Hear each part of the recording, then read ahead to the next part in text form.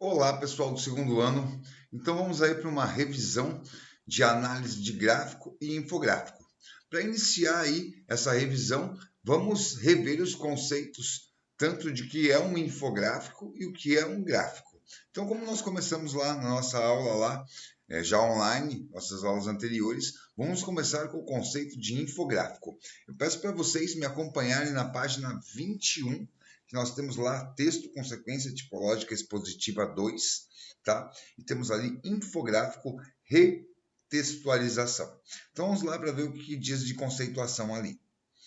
Cada vez mais presente na mídia, o infográfico é um gênero textual multimodal, uma combinação de informações visual, dada por meio de gráfico, tabela, quadro, desenho, ilustração, diagrama, pictograma, mapa ou maquete, com informação verbal apresentada em blocos. Pode ser independente ou integrar outro texto, mantendo com ele uma relação intertextual, já que juntos dividem a tarefa de apresentar determinado tema. Graficamente delimitado, o infográfico se destaca no campo visual da matéria jornalística, que ele ajuda a compor, sendo, por muitas vezes, porta de entrada para o leitor, assim como uma fotografia ou um título instigante. O infográfico pode fazer o leitor decidir ler ou não a matéria. Para a jornalista Marília Scalzo, o infográfico é um ótimo recurso para descrever processos, como um acidente de avião aconteceu, como um vírus ataca o corpo, como é a órbita de um planeta, como dar um nó na gravata, para fazer analogias de tamanho de tempo, de espaço e para explicar coisas que são demais. Galáxias, constelações ou pequenas demais, células, partículas atômicas, tá? Então vamos lá, vamos fazer um resumo aqui no quadro, mais ou menos do que foi dito aqui sobre o que é um infográfico, tá? Então vamos lá. Então vamos ali.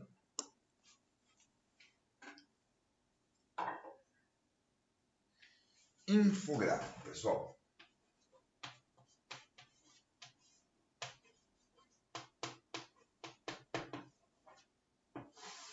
Pelo texto, a gente pega aqui que o infográfico é o quê? Um gênero textual multimodal. Por que multimodal? Tá? Porque ele possui aí uma combinação de informações, tá? Então, esse multimodal vem de combinação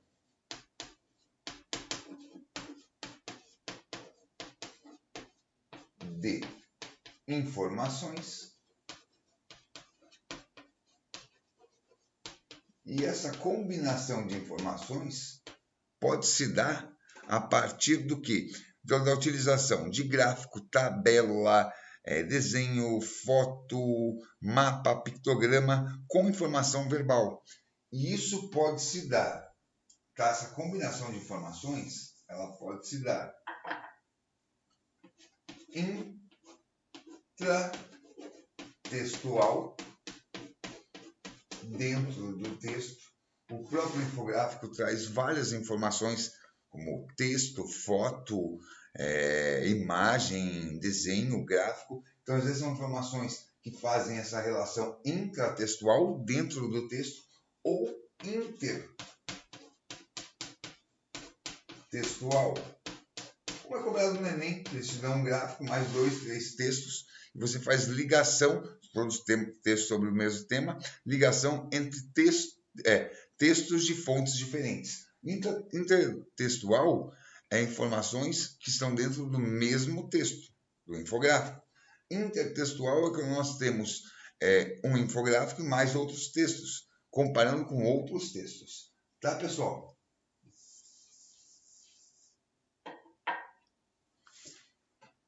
Agora vamos ver o que a nossa apostila fala sobre gráfico, que seria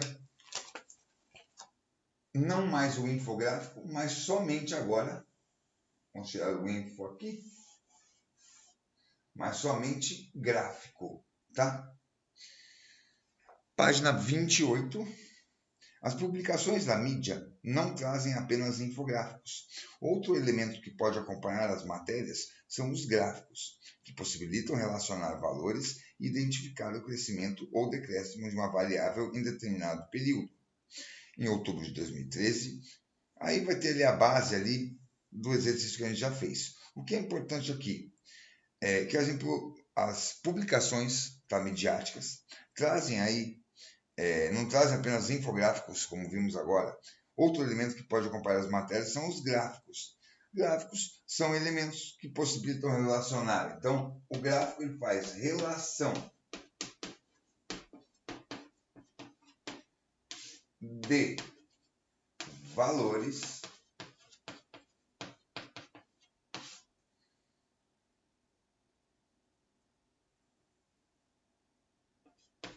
e identifica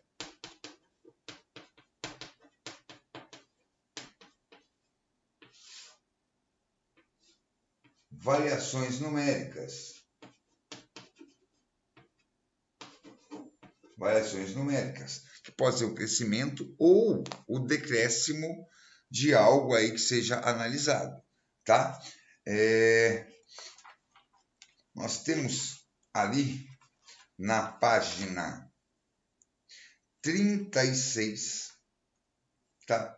Na página 36, a gente vai ter uma proposta, que é a proposta 4, que vocês vão fazer hoje. Eu já explico melhor isso no final da aula. Eu quero primeiro fazer a análise dela, tá? Deixa eu apagar aqui.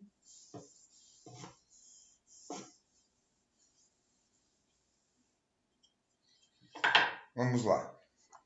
Isso é uma proposta da UFPR, que caiu na UFPR. Nós estamos página 36, pessoal, proposta 4, bem no meio ali. Temos 3 gráficos ali. Um sobre a lei um sobre lei do aborto, outra maioridade penal e outra pena de morte.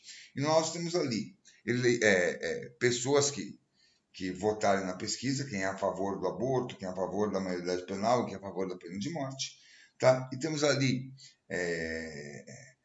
pesquisados, né? Pessoas pesquisadas que se mostraram como de direita, como de esquerda, como de centro e o total, tá? Uma pesquisa Datafolha, divulgada na Folha de São Paulo em 13 de agosto de 2006, investigou como o brasileiro se situa politicamente. Os resultados mostraram que 47% dos eleitores se definiram como sendo de direita, 30% de esquerda e 23% de centro. As pessoas pesquisadas ainda se manifestaram sobre assuntos polêmicos, como aborto, maioridade penal e pena de morte.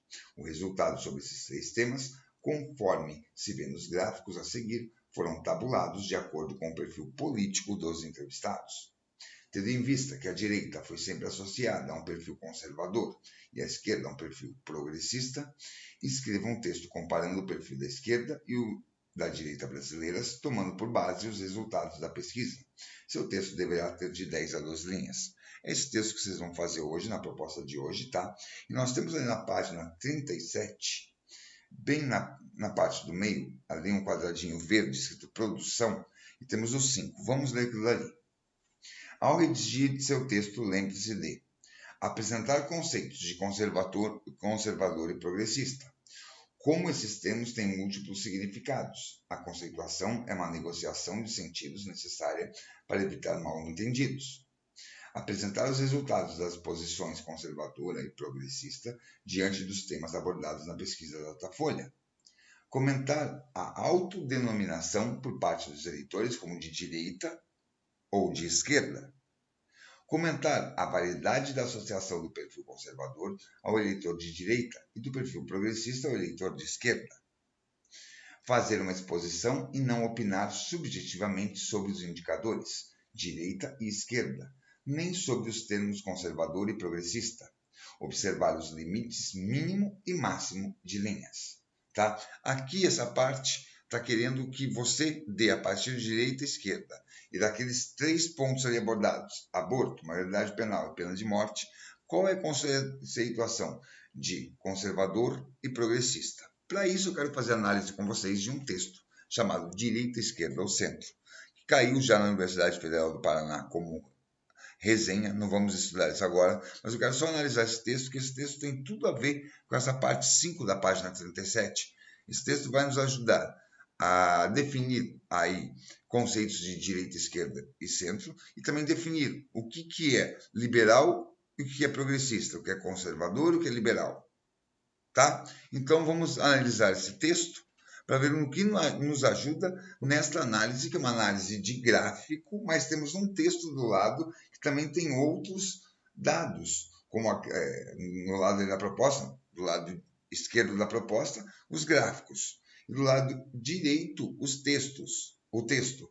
Nós temos aí uma ligação intertextual, tá? Então vamos ler esse texto de direita, esquerda ou centro e vamos ver no que ele pode nos ajudar na conceituação. Esquerda, direita ou centro.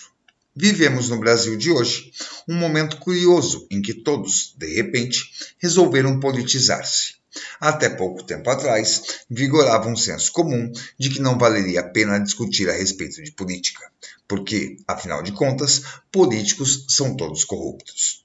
Opinião política era considerada uma coisa tão pessoal que não era de bom tom perguntar a respeito disso a ninguém. Assim como não se perguntaria quanto uma pessoa ganha ou qual seria a sua fé, ou ao menos assim ditavam os bons costumes. Agora, em especial no que concerne à política, já não me parece que as coisas são assim. Um maior acesso à informação, aliado à abertura de um novo canal de diálogo nas redes sociais, tem feito com que as pessoas passem mais frequentemente a dar voz às suas opiniões, entrando, por isso mesmo, muitas vezes em confronto com conhecidos e familiares. Nisso há um agravante.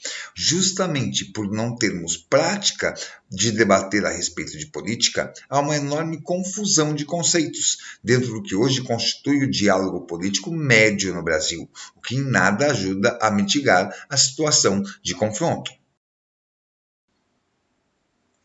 É notório que tem havido, recentemente, um crescimento no número de pessoas que se identificam como de direita, sabendo bem o que é isso ou não.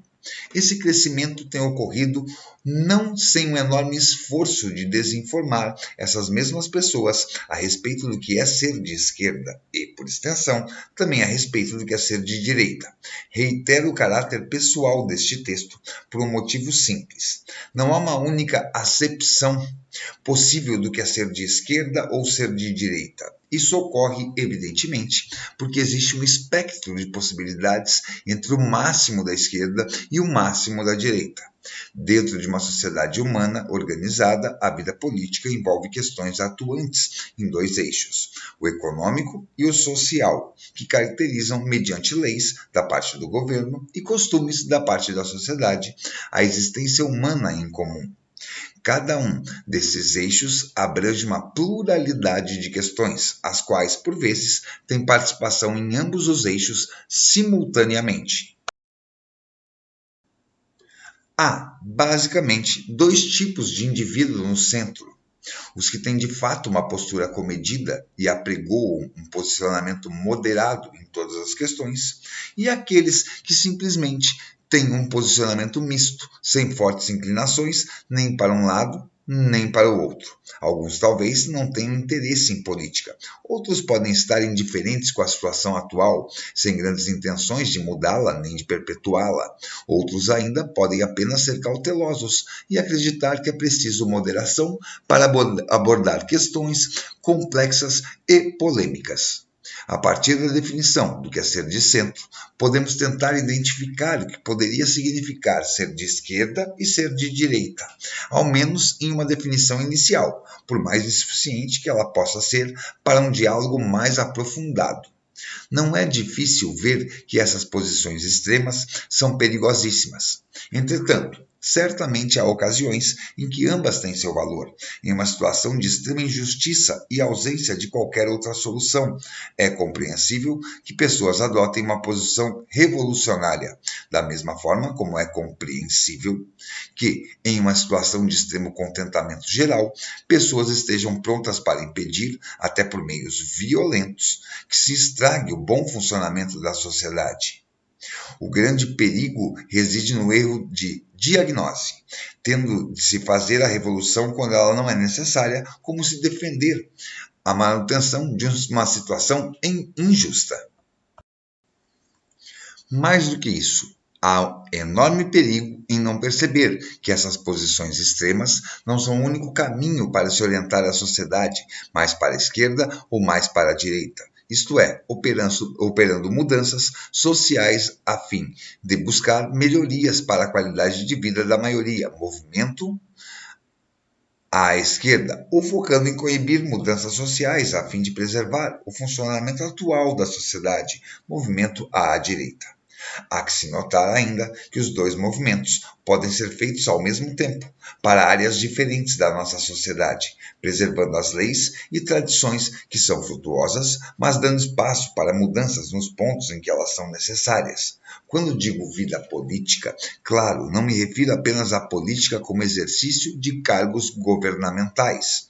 Refiro-me à vida do ser humano como organismo político, isto é, um organismo partícipe de uma polis, ou seja, um polites, um membro de uma sociedade humana organizada.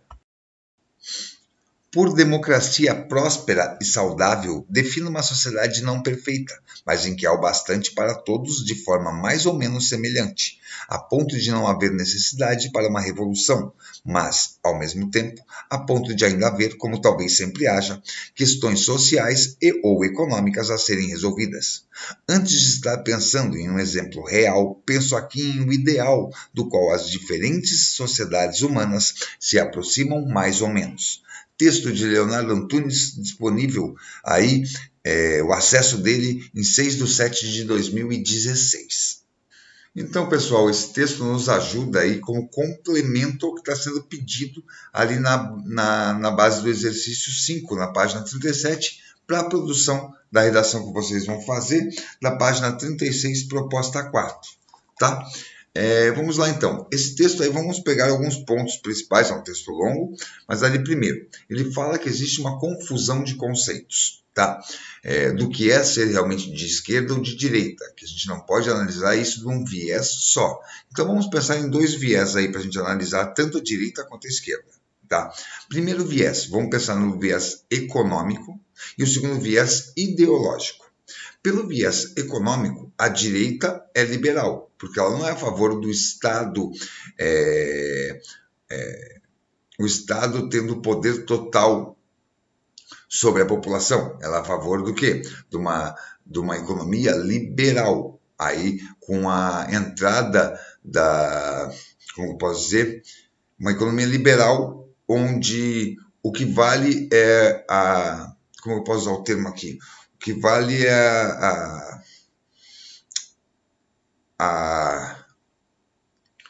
nós temos aí, na economia liberal, defendida pela direita, o que vale é a competição, é a negociação, uma competição no livre mercado, tá? E já na parte ideológica, a direita se mostra conservadora, contra o aborto, contra a legalização de drogas e por aí vai, tá? A esquerda já não, ela se mostra ideologicamente liberal, a favor desses pontos que nós colocamos agora, mas economicamente conservadora, tá? Então, esses pontos nós temos que pegar aí. O que é ser liberal? O que é ser conservador, tá? Se a gente falar assim, tal partido de esquerda é liberal, depende. E no meio do texto ela fala que existe espectros aí que definem entre a máxima da direita e a máxima da esquerda. Assim, máxima quer dizer o quê? Quer dizer aquela direita ou esquerda ultraconservadora ou ultraliberal aí. Nós estamos falando sobre a base aí do quê? De um extremismo. Então, extrema direita, extrema esquerda. Aí temos o centro. E entre o centro e a extrema esquerda e a extrema direita, nós vamos ter o quê? Nós vamos ter aí o meio. Então, nós temos o centro-esquerda e o centro-direita. Para a gente analisar isso, a gente tem que analisar a partir de dois viés.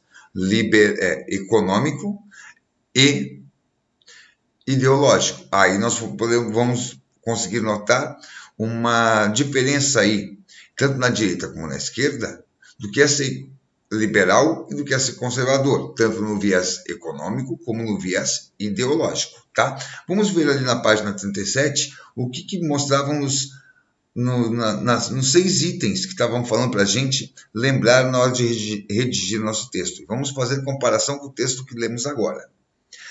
Apresentar conceitos de conservador e progressista. Como esses termos têm múltiplos significados, é só trabalhar aí com a parte econômica e com a parte ideológica, tá? Apresentar os resultados das posições conservadora e progressista diante dos temas abordados na pesquisa. Então é bom fazer essa base aí, tanto econômica como liberal, em relação aos temas o quê? Aborto, maioridade penal e pena de morte. Tudo isso vai bater num lado ideológico, onde aí a gente pega a esquerda mais liberal nesse lado ideológico e a direita mais conservadora, tá? C. Comentar a autodenominação por parte dos eleitores como de direita ou de esquerda. Estamos falando ali dessa ponta da linha que a gente falou agora, que seria os extremos, os extremistas, e muita gente se autodenominar. Como diz no começo do texto, há pouco tempo debatemos sobre política e isso começou a ficar mais latente a partir da chegada das novas tecnologias para a gente, tá? D. Comentar a validade da associação do perfil conservador ao eleitor de direita e do perfil progressista ao eleitor de esquerda. Aqui ele está falando sobre o viés ideológico. Fazer uma exposição e não opinar subjetivamente sobre os indicadores de direita e esquerda, nem sobre os termos conservador e progressista. Esse texto que a gente lê agora apoia 100% aí nesse item E.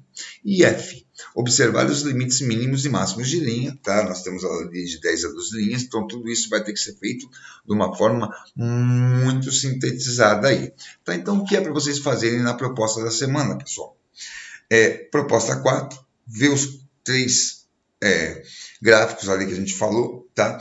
E do lado, como eu falei, vão ter algumas porcentagens. Como o resultado mostrou que 47% dos eleitores se definem como sendo de direita, 30% de esquerda e 23% do centro. Isso vocês podem fazer a comparação com temas ali como aborto, maioridade penal e pena de morte. Esse texto tem que ter de 10 a 12 linhas, pessoal, tá? Tentem responder primeiro, fazer esses exercícios A, B, C, D, E, da página 37. Fazendo a ligação, voltem no texto ali, pausem com a ligação com esse texto que a gente leu agora, do Leonardo Antunes, né? Direita, esquerda e centro, tá? E com essa base, vocês vão ter o quê?